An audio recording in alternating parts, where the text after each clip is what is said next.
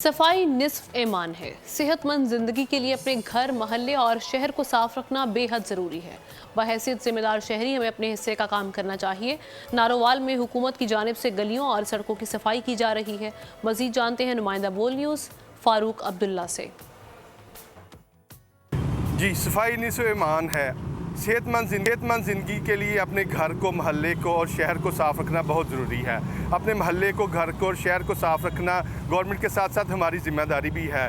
इस वक्त मैं जसर बाईपास चौक पर मौजूद हूँ, जहाँ डीसी हसन रज़ा हमारे साथ मौजूद हैं। डीसी की हिदायत पर पूरे शहर की गलियों और शहर सड़कों को साफ़ किया जा रहा है। आइए उनसे जानते हैं कि उनका क्या कहना है। नारोवाल शहर की सफाई को प्रायोरिटाइज़ किया है, इसको 2 फेज़ के अंदर तकसीम किया है। पहले फ़ेज़ के अंदर जो जितना भी जो सर्कुलर रोड है, इसकी लंबाई तकरीबन 8 किलोमीटर है, उसको हम साफ़ कर रहे हैं। इसके अंदर हमने मैक्सिमम जितने भी रिसोर्सेज यूटिलाइज़ कर सकते हैं अपने यूटिलाइज़ कर रहे हैं, और सड़कों की बाकायदा सफाई स्वीपिंग की जा रही है। फिर मैकेनिकल स्वीपर के ज़रिए साफ़ किया जा रहा है उनको, और बाद में उसकी धुलाई भी की जा रही है। जी, जैसा कि सर का कहना था कि एक पहले फ़ेज़ में हम शहर को साफ़ करेंगे और दूसरे फ़ेज़ में जो नारोवाल के इर्द गिर्द यूनियन काउंसिल हैं उनकी सफाई की जाएगी और ग्रीन बेल्ट को बेहतर बनाया जाएगा।